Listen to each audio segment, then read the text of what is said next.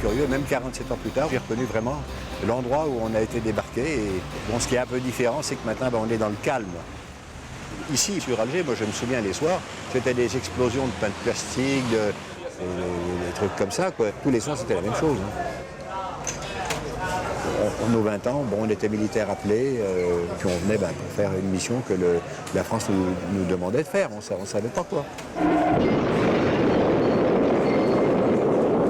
Vraiment, on ne savait pas où on allait en fait. On n'a jamais su où on allait, mais il n'était pas question de venir dans une unité combattante. Apparemment, c'était pas prévu ça. On allait vers une destination inconnue. Bon, alors à chaque fois on demandait où est-ce qu'on va, aux officiers, aux sous-officiers. On ne sait pas. Et puis alors donc, quand on était dans l'avion, le décollage était fait. On était déjà en l'air. Personne ne pouvait s'évader comme ça. Donc le gars nous dit, voilà, on s'en va vers une base atomique secrète. Alors là, on a été, on s'attendait à beaucoup de choses, mais pas à ça, pour aller dans une base atomique secrète. How did France manage to build its atomic bases in Algeria?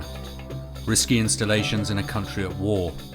Why invest so much and run the risk of bringing the nuclear bomb here alongside a newly organised insurrection? The choice of the Sahara remains puzzling.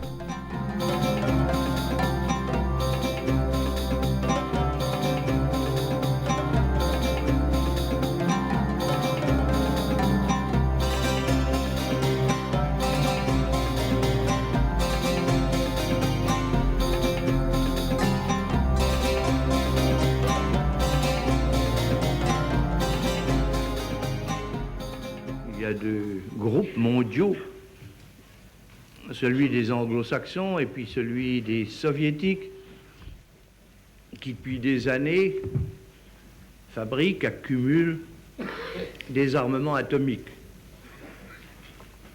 Et alors qu'il est, l'un ou l'autre de ces deux groupes est en mesure de déchaîner en un instant sur l'univers un cataclysme gigantesque. La France ne consent pas du tout à une infériorité chronique et gigantesque. D'ailleurs, quand nous serons une puissance atomique, ce qui ne tardera plus guère, nous aurons d'autant plus de moyens pour faire sentir notre action dans les domaines qui nous sont chers et qui sont utiles à tous les hommes, c'est-à-dire la sécurité mondiale et aussi le désarmement. Comme vous savez, le général tenait à la position de la France dans le monde et que qui n'a pas la bombe ne compte pas. Soyons clairs et nets, ça justifie notre place au Conseil de sécurité. C'est clair, vous comprenez que si on avait un petit canon de 75, c'est pas avec ça qu'on peut justifier notre place, non? Il faut des espaces pour ce genre d'expérience. N'oublions pas que les Anglais avaient fait leurs expériences atomiques en Amérique. Les Américains leur ont prêté des déserts, des glaces, etc. En Amérique, puis en Australie aussi. En Australie, les Russes, ils avaient le Kazakhstan. Le Kazakhstan. Et alors, la France, elle n'avait pas d'autre pour l'époque. Elle pensait à l'Algérie, en pensant qu'on allait rester. Les populations de tous les États voisins du Sahara, Maroc, Tunisie, Libye, courront moins de dangers que les habitants de la Californie et de la Sibérie qui n'en coururent aucun. Le Sahara se prête mieux que toute autre région à cette expérimentation parce que le site choisi est à la fois désert et beaucoup plus proche que les atolls des antipodes de la France. C'est drôle ce que les Français, d'une façon générale, tous ceux qui découvrent pour la première fois le désert voudrait qu'on ait la même idée qu'eux du désert. Le désert, c'est quelque chose de vivant. Il ne faut pas croire que c'est un endroit figé où ne pousse rien du tout. Il y a une faune, il y a une flore, il y a des habitants. Ces habitants ne sont pas tombés du ciel, ou ce n'est pas la souris qui sort du sac de farine.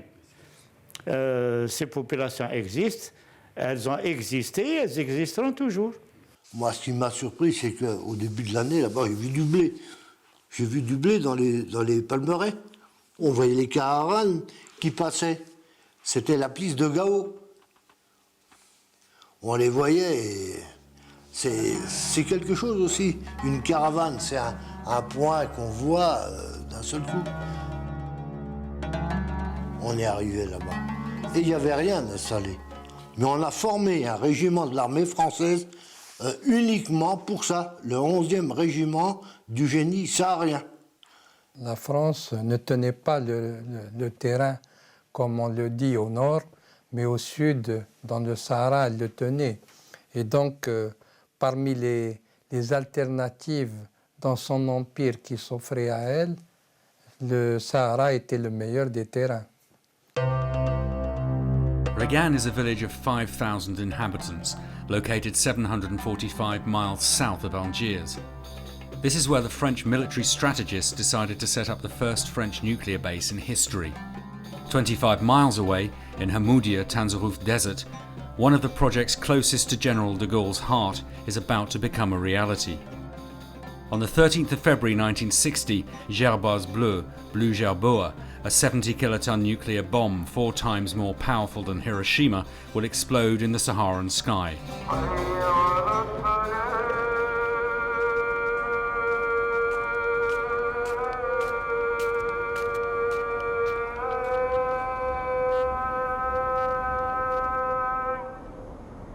Ce matin du 13 février 1960, je me trouve devant une fenêtre du bâtiment des transmissions de la cité saharienne de Regan. 7h03, H moins 1 minute. Tout le monde s'agenouille. La tête soit sur une table, soit contre un mur. Je viens de baisser mes lunettes, je ne distingue plus rien. 5, 4, 3, 2, 1, 0. Malgré mes lunettes, je vois une brève lueur. Je crois que ça y est. Oui, au-delà de la falaise, le ciel s'est déchiré. Une énorme boule de feu s'élève. Un fantastique soleil vient de se créer. Un nuage s'élargit en 2 chapeaux de champignons. On regarde tous pétrifiés. Mais que vois-je? Oui, un nuage de sable vient à notre rencontre. La terre tremble.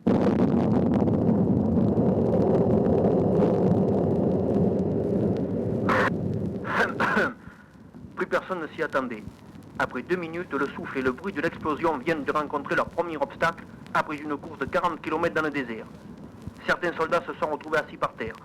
À l'intérieur, un épais nuage de sable nous environne, nous prend à la gorge.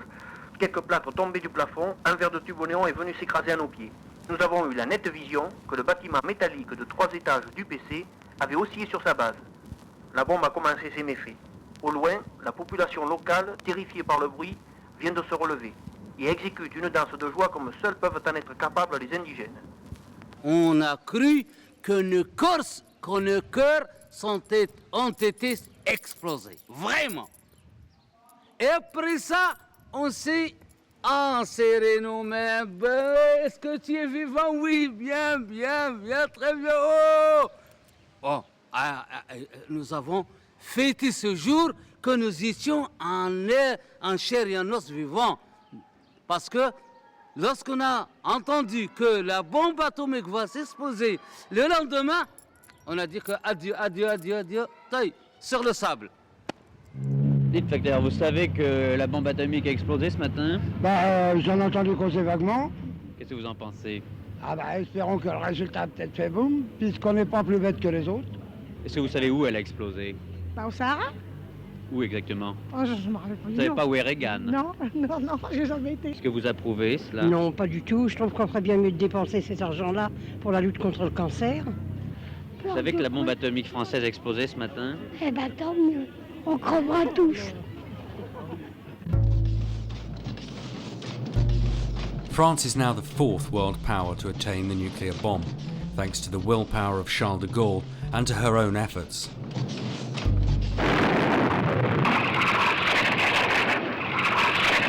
In the north of Algeria, the devastating and bloody war enters its 6th year. This is a two-faced war. Far from the battlefield, on the diplomatic sidelines, the Swiss government eases forward discussions between French officials and the FLN, the National Liberation Front. In Algeria, the decay of the political and military situation pushes Charles de Gaulle to seek an honourable way out of this conflict. La partie française, il ne voulait pas donner au FLN une sorte de monopole, n'est-ce pas, de la représentativité. Or, nous considérions comme un gouvernement provisoire, certes, mais gouvernement de l'Algérie en lutte. Ah. Alors, et on a nos institutions, etc., qui ont été faites, qui ont été formées dans le feu même de la lutte. Au moment où on discutait avec la partie française, il y avait au moins une trentaine d'États qui avaient reconnu déjà le gouvernement provisoire.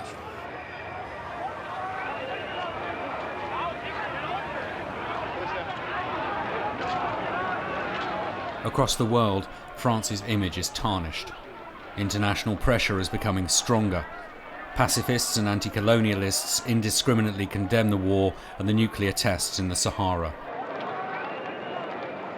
Le général de Gaulle a réagi en fonction non pas simplement de la question algérienne, mais de la place de la France dans le monde.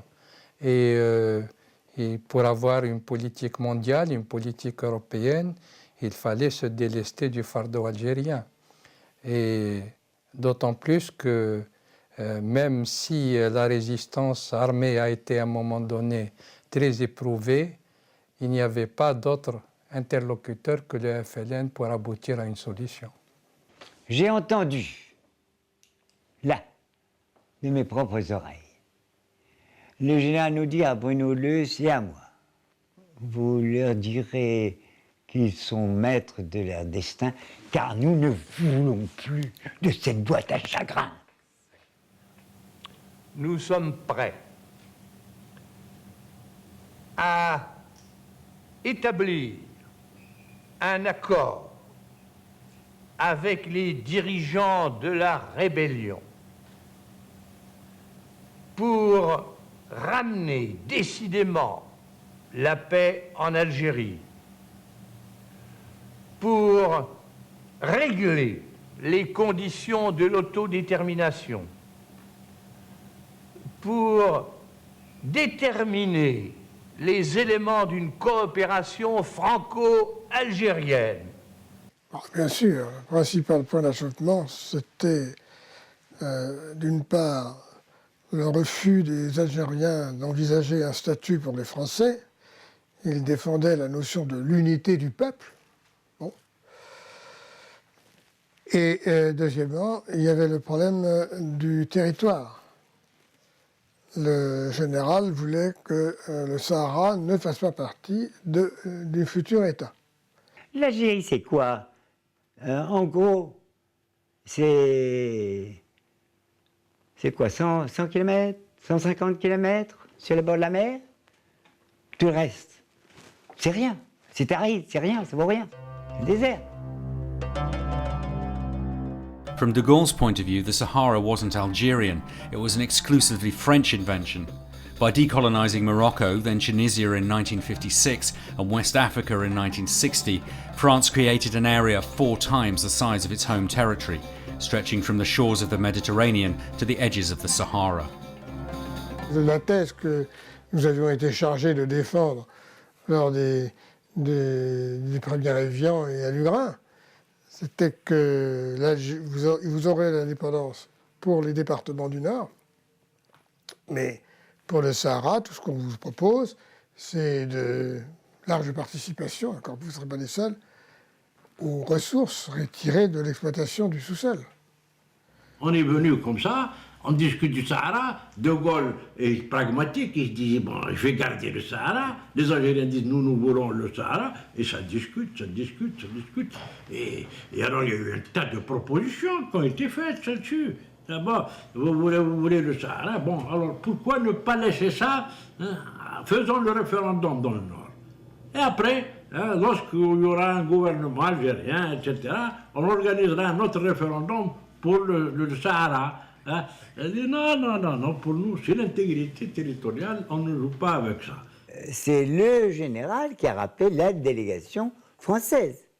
C'est lui qui trouvait que les Algériens ne donnaient pas assez de signes de bonne volonté pour poursuivre les pourparlers, et donc il a ordonné à Louis-Georges de lever le camp, si je puis dire, et de rentrer à Paris.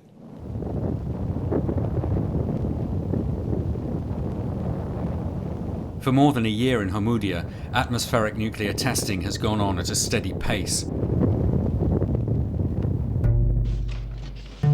Then in the north, events take a dramatic turn. On the 22nd of April 1961, 4 generals opposed to Algerian self-rule mount a coup in Algiers. Un pouvoir insurrectionnel s'est établi en Algérie par un prononciamento militaire. Ce pouvoir a une apparence. Un carteron de généraux en retraite. Il a une réalité. Un groupe d'officiers, partisans, ambitieux et fanatiques.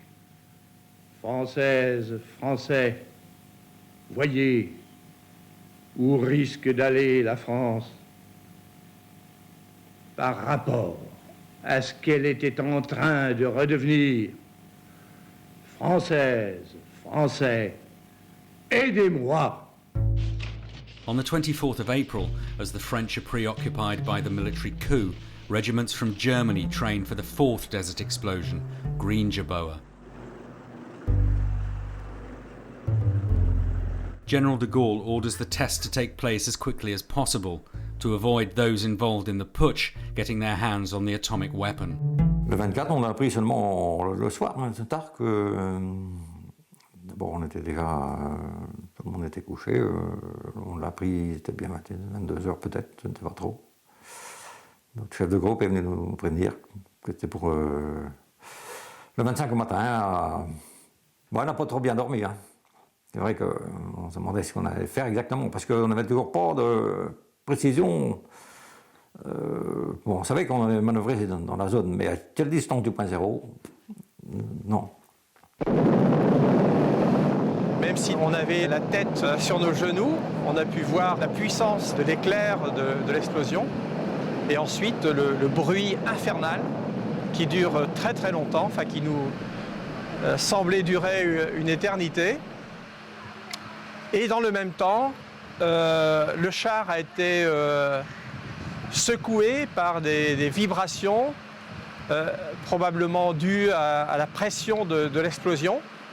On a bien vu le champignon se former. Le champignon se formait, et puis, mais là on n'a pas eu le temps de le regarder longtemps parce que ordre de remettre nos masques à gaz et nos gants et de reprendre place sur nos chars et de foncer en direction du point zéro.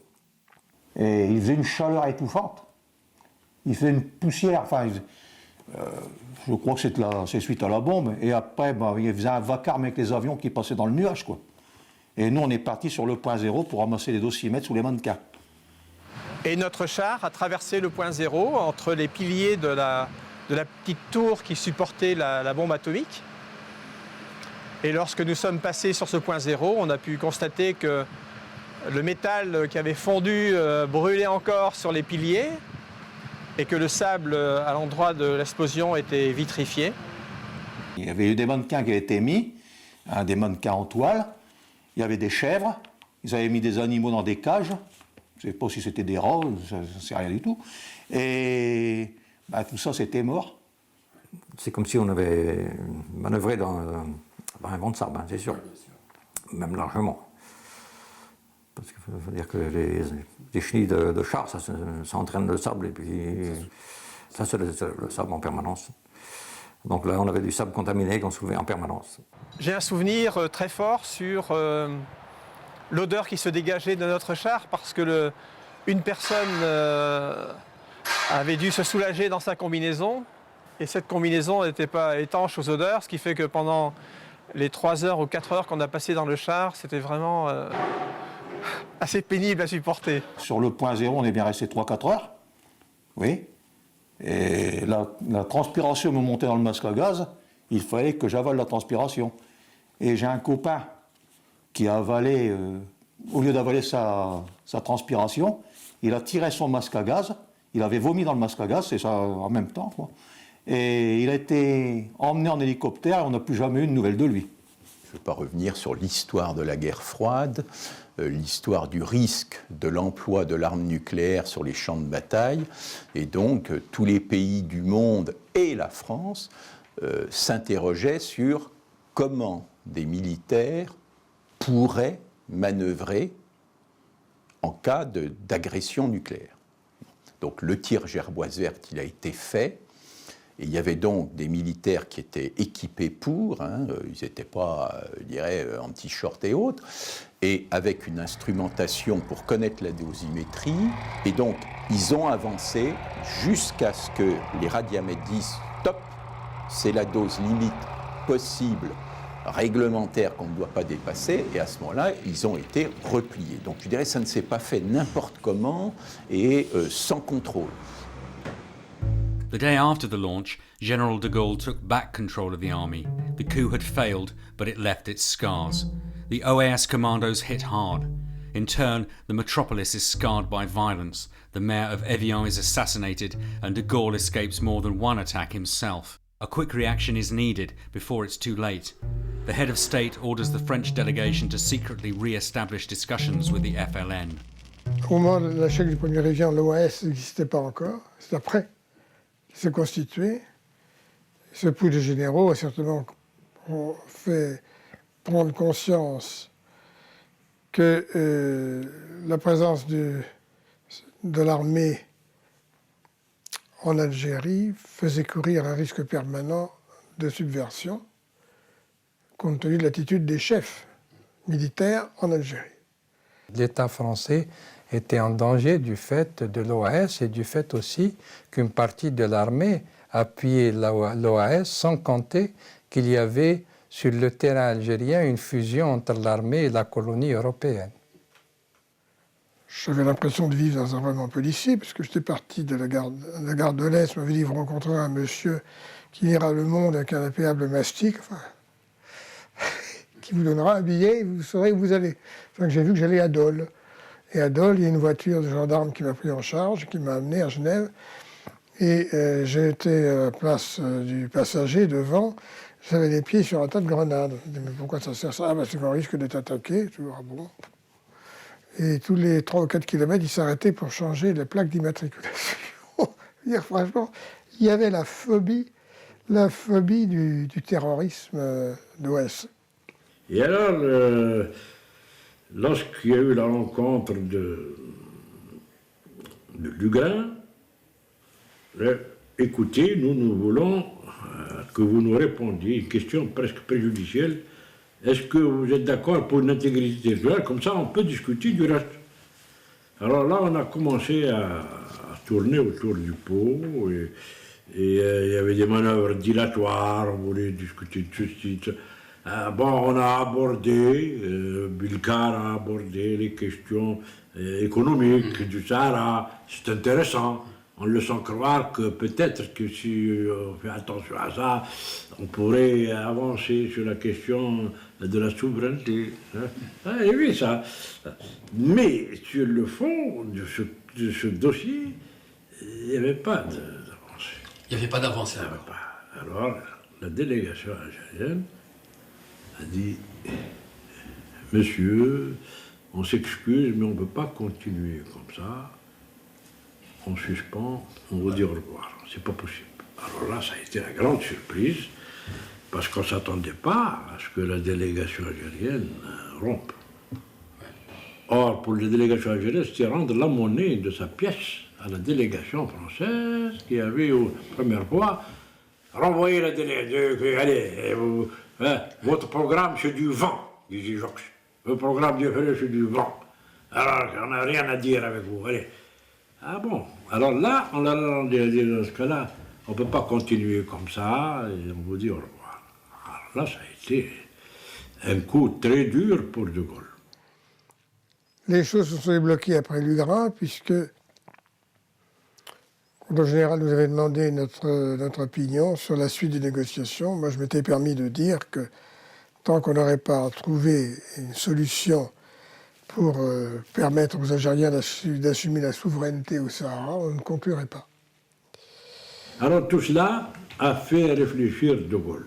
Et il s'est dit que si on continue encore, comme ça, on ne va pas aboutir, et la décolonisation n'aura pas lieu en Algérie, et on va se retrouver dans des situations imprévisibles, parce qu'il y avait des pressions de tous les côtés. Et c'est pour cela que le 5 septembre 1961, il a fait une sortie, une ouverture très intéressante, où il dit qu'en ce qui concerne la souveraineté sur le Sahara, il ne saurait y avoir d'ambiguïté. Dès lors qu'on tomberait d'accord sur une politique générale de la coopération. Très bien. During the negotiations, the FLN obtained its key demand, that the Sahara remain Algerian. After 4 atmospheric nuclear tests in the region of Regan, international pressure and protests from neighbouring countries obliged France to change both their methods and their location. From then on, the tests were carried out underground in the Hoggar Mountains. Tunnels were dug in a granite mountain 150 kilometers north of Tamanrasset at Inekher.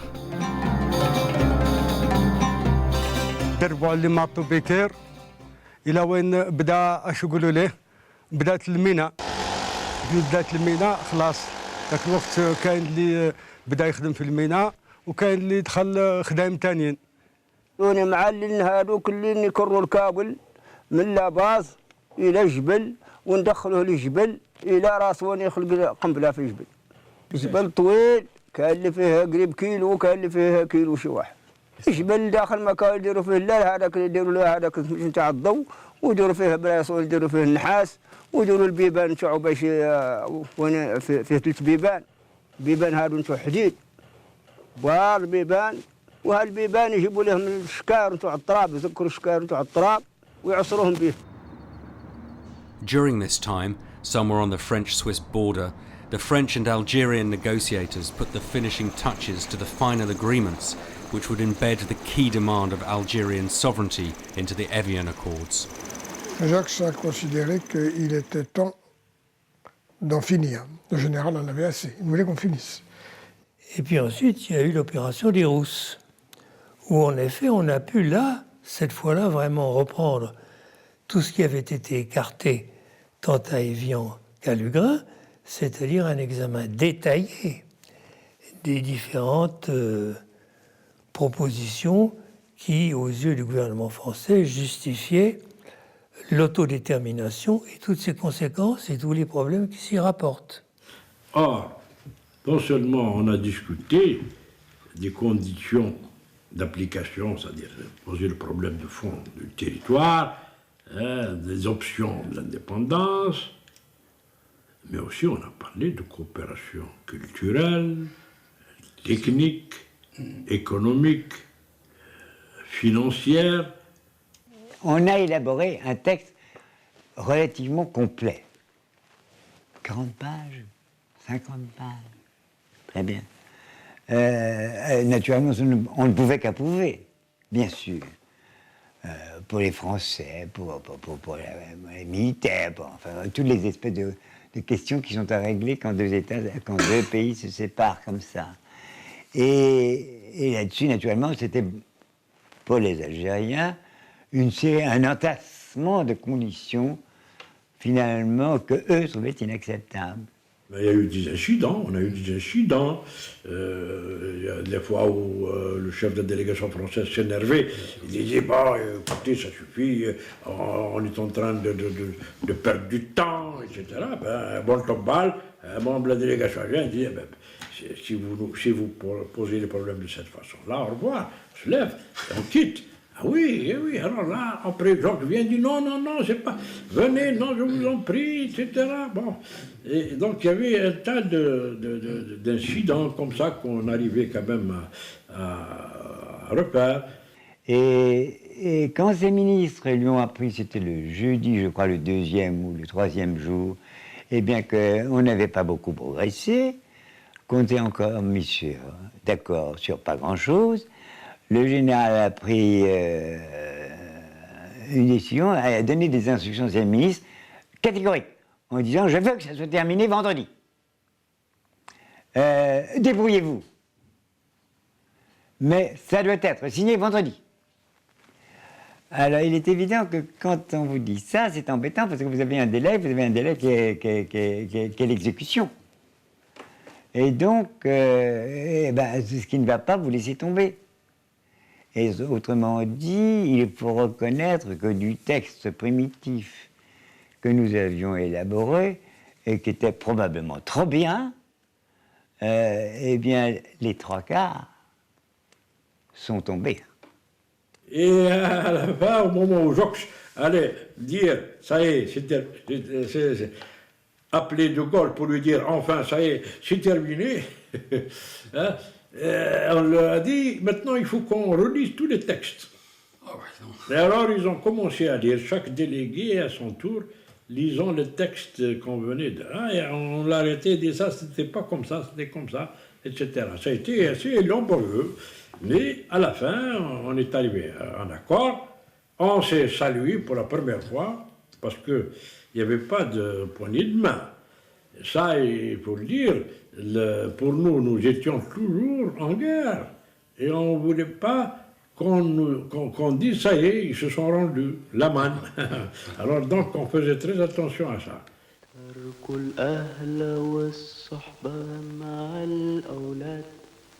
The Evian Accords, signed on the 18th of April 1962, put an end to 7.5 years of war. The French would keep their military bases inside independent Algeria for 5 more years. C'était des situations où on était obligé de faire attention, de reconnaître qu'ils avaient fait des investissements et qu'on ne pouvait pas avoir l'intégrité territoriale sans leur donner quand même les concessions qu'il fallait. Ils ont demandé une dizaine d'années. J'ai dit non, pas possible, c'est pas possible. Finalement, on est tombé d'accord sur 5 ans. Pendant 5 ans, ils resteront, n'est-ce pas, ils pourront rester à Béchar pour les trucs, le site, l'ensemble Béchar-Amaguir. Ils peuvent rester là pendant 5 ans. Ils peuvent rester aussi à Ineker et à Regan pendant 5 ans. Mais avec l'espoir qu'une fois les 5 ans passés, c'est fini. Et que s'ils avaient quelque chose à faire exploser, qu'ils le fassent le plus vite possible et qu'on n'en parle plus. Voilà.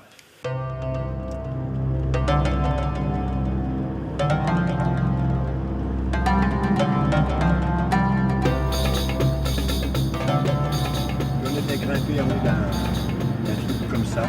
On a vu évidemment que c'est pas grand. Le nuage, il est passé par où là? Il est passé par là. Par là, non, c'est ça. Parce que l'Est est là, il est passé par là. Voilà. Donc nous, on était par là. Voilà, ce que j'allais vous dire. Ouais.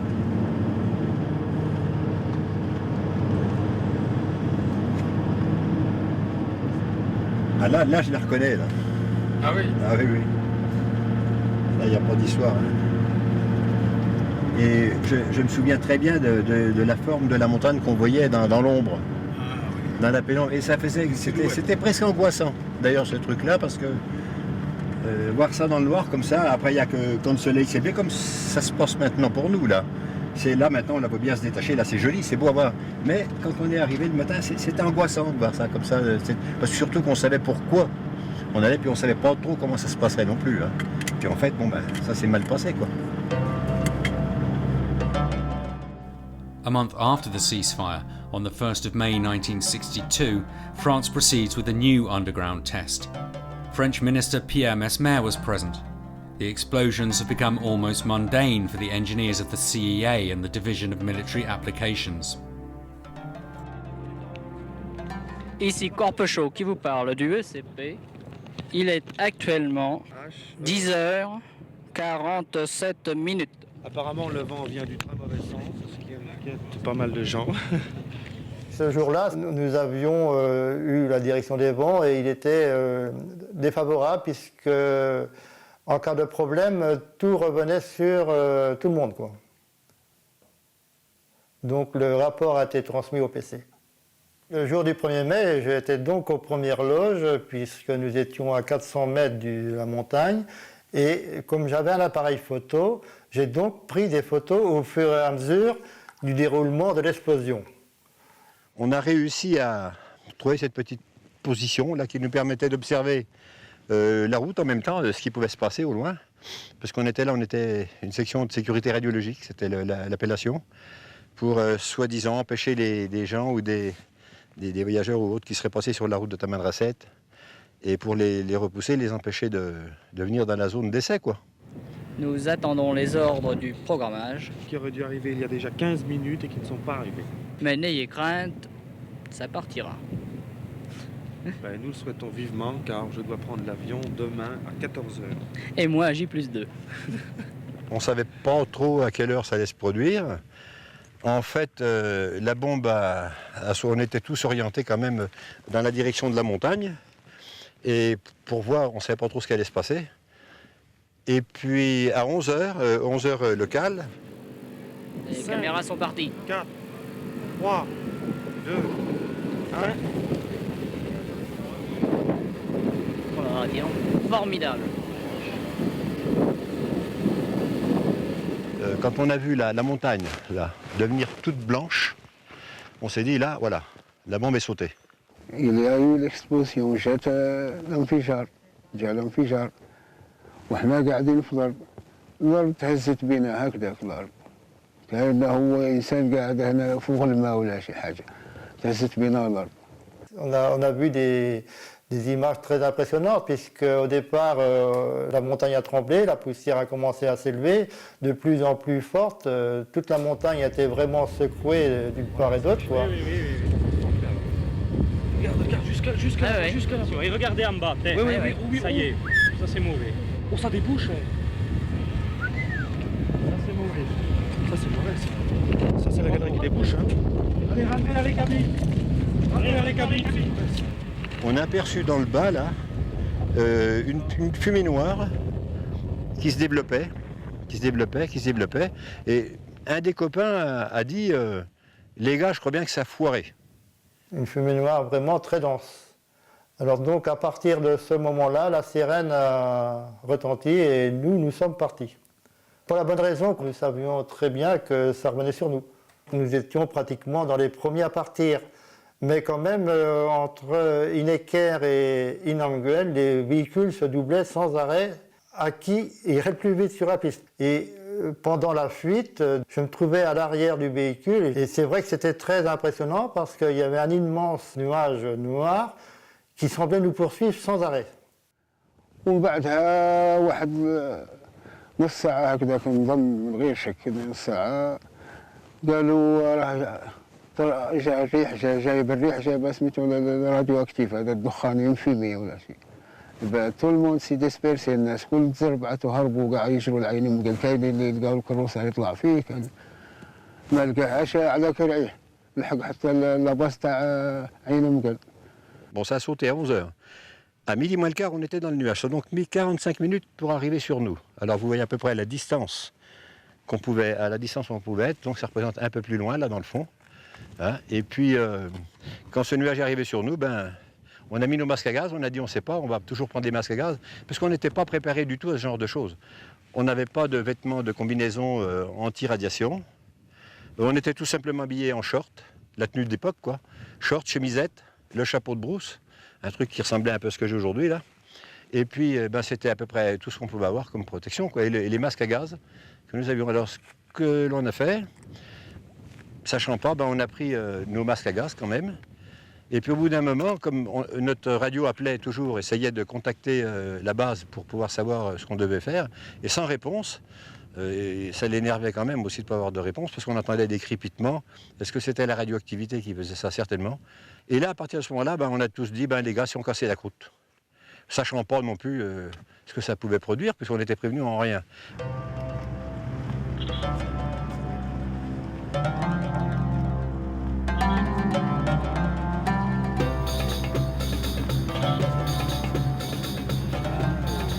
l'impression qu'on va du côté où on s'était engagé.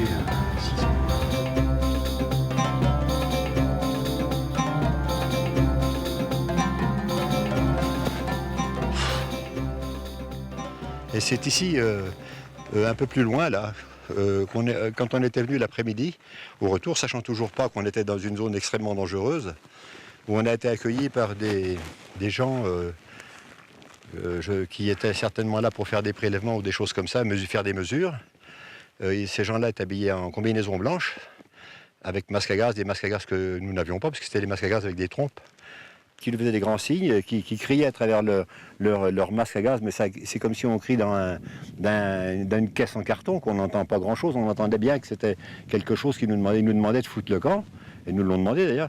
Et alors on est reparti pour se faire décontaminer, et c'est là qu'on s'est rendu compte que il n'y a rien qui collait là-dedans, parce que l'endroit doit se faire décontaminer, les gens avaient fui aussi, tout le monde était parti, tout le monde, même le ministre qui était fortement irradié, il est parti aussi.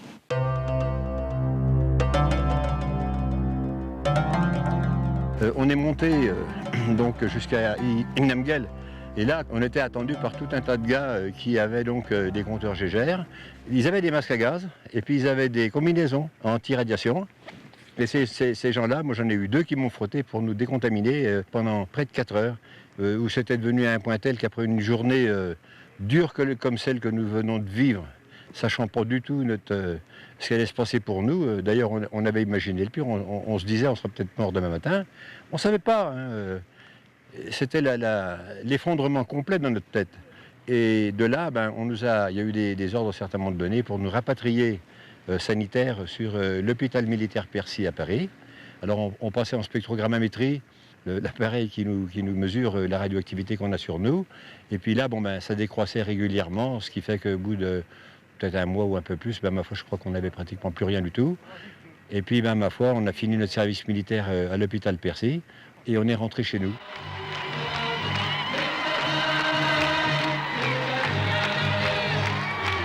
On the 5th of July 1962, after 130 years of colonisation, Algeria gained its independence.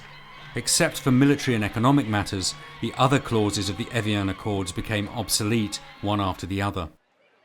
As deadly attacks increased, there was a mass exodus of Pieds Noirs towards the city. Within a few months, about 1 million Europeans reluctantly left independent Algeria. However, the soldiers stayed in the Sahara, where they carried on with 11 new underground tests at In Eker.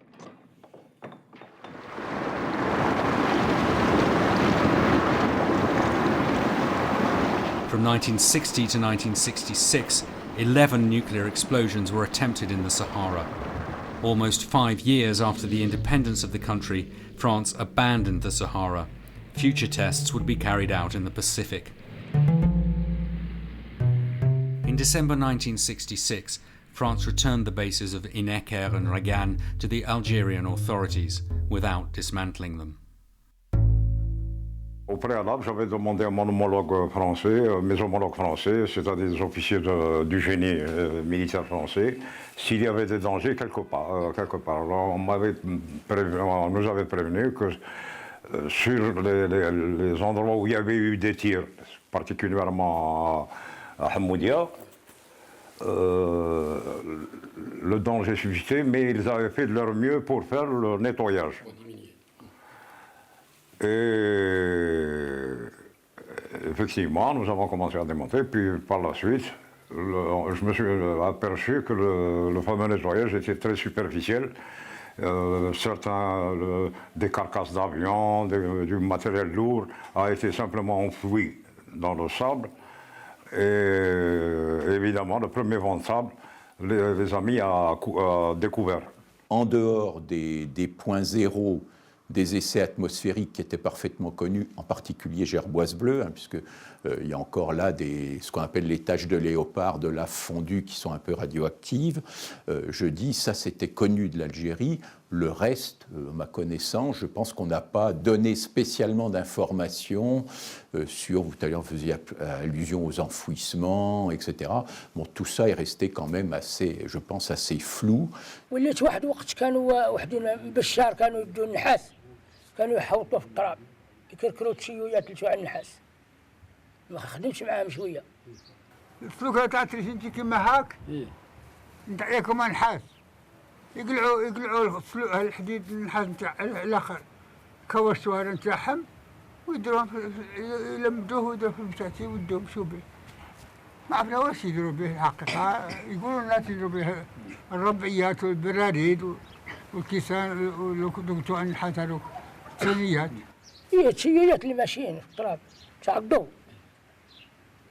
يتبعوهم ويكركروا ويحرقوا يحفروا يجبدوه يحفروا الفوسي ويتبعوه يحفروا لهم ويتبعوه ويقلعوه ويحرقوه ويديروه في البشاشي ويدوه. Et vous allez à travers tous les sites, c'est dispersé jusqu'à présent. Vous avez encore des wagons de Deauville du côté de Tinagla qui ont été utilisés pour faire sauter dans le gare. Et ces wagons, c'est une masse de fer. Elle risque de devenir une voiture d'ici quelques temps. Il y a plusieurs personnes qui ont résidé là-bas avec leur matériel, avec leur cisaille, avec leur tout. Ils ont coupé le fer, les ferratés pour couvrir les maisons. Ils l'ont vendu pour les... ce n'est pas la peine de dire lesquels, mais ils ont été éparpillés à tous les Algériens. Je crois que même l'aluminium qui a été récupéré des avions, les brigades de pont et autres, il a dû finir en France, on est actuellement qu'aux 4 minutes. On a tendance, si vous voulez, instantanément à porter une appréciation très négative sur les comportements de l'époque. Mais les comportements de l'époque, et on le trouve dans des zones ici en France, dans des sites nucléaires, l'enfouissement n'était pas quelque chose d'interdit. Ça faisait partie des pratiques. La seule chose, c'est qu'en 2009, quand on dit on a fait de l'enfouissement en 1960, on dit il faut tout sortir et remédier. Donc vous voyez, c'est ça, ce balancement, règle 1960, règle 2009. Et donc c'est là où je dis l'inventaire va être très déterminant, et surtout la métrologie, parce qu'il faut savoir jusqu'où il est raisonnable d'aller, techniquement, financièrement et autres, et qu'est-ce qui est vraiment le plus important pour la santé et pour l'environnement. Moi, j'y reviens, c'est ça qui va nous guider. Est-ce que là, on a un risque? Là, c'est tout de la lave, on voit bien, hein, ça. Ça, t'es tenté de ramener des cailloux comme ça, regarde ça, comme c'est beau. Lui, il nous donne le flux de radiation. On est juste sur la route qui n'est pas très loin, on est à 60. Ici, on est déjà à 10 000. Voilà, on est à 11 000, à 12 000. Et on voit très nettement que dès qu'on va s'approcher, et on voit bien la lave en fusion, là, 19 000, 20 000, 22 000, 26 000, et si on va par-dessus, ici, là, 30 000, hein, on arrive à 30 000, et le compteur sature, là. Et là, effectivement, ça crache. Là, par exemple, il y a des gens qui sont venus gratter. Non, mais là, ils ont fait ça sans précaution, certainement, en plus, je veux dire. Là, ils ont dû trouver un morceau de ferraille, des gaines de câbles. Le risque, d'abord, irradiation, il est pas négligeable. Après, c'est le risque de la contamination. Il peut s'en mettre un morceau s'il a une plaie, par exemple. Et là, ça va bombarder, ça peut durer. Là, le risque peut être beaucoup plus important en contamination qu'en irradiation directe, comme ça. S'il y a des dommages, il faut les constater et en avant. On a une base juridique dans les accords eux-mêmes. En dehors du fait que sur le plan humain, hein, on a été une puissance coloniale, hein, on a fait des expériences dangereuses. Si des populations ont été touchées, même s'il n'y a aucun accord, on devrait quand même, hein, prendre sur soi la responsabilité, hein, de réparer de tels dégâts, tout de même. Écoutez, moi, mes interlocuteurs dans le groupe franco-algérien, ils me demandent d'être exhaustif et de ne rien cacher. C'est ce que, avec les connaissances que nous avons acquises maintenant et nos visites de terrain, d'ailleurs, on a découvert ensemble des choses, hein, que peut-être nous, on n'avait pas vues, mais qu'eux n'avaient pas vues non plus. Tout ça doit être écrit dans un document commun, j'insiste bien, ce sera un document avec les deux emblèmes de nos États respectifs, sur lequel donc on se mettra d'accord, qui va déboucher sur un plan de mesure de la radioactivité ou d'autres, s'ils veulent d'autres choses, et des recommandations réalistes, faisables, qui vont permettre de remettre tout ça, je dirais, à peu près propre, si on déjà, visuellement et réellement, et puis de voir est-ce qu'il y a au niveau de la radioactivité quelque chose à faire vis-à-vis de la santé et de l'environnement, là où on a de la radioactivité, je dirais, notable. It was 50 years after the first tests in the Sahara before France and Algeria finally faced up to their ecological and health responsibilities. Since 2008, a group of Franco-Algerian experts have been leading a radiological survey of the former nuclear sites. Under pressure from veterans associations, a law passed on the 5th of January 2010 both recognised and compensated the victims of France's atomic tests. نحن نروحوا mais il va y avoir nos enfants. D'accord, nous sommes atteints par ces radioactifs et ce genre de choses. On va disparaître. Mais il y a nos enfants. كاين الريتنا. ما لازمهمش. Et ça, c'est un mot que je dirais pour le monde entier. Que cette arme-là, elle doit disparaître de l'être humain. Ce n'est pas humain. Ce n'est pas humain. Elle doit disparaître, cette arme, dans le monde entier. Nous voulons et nous souhaitons qu'il y aura un monde de paix et d'égalité, prospérité.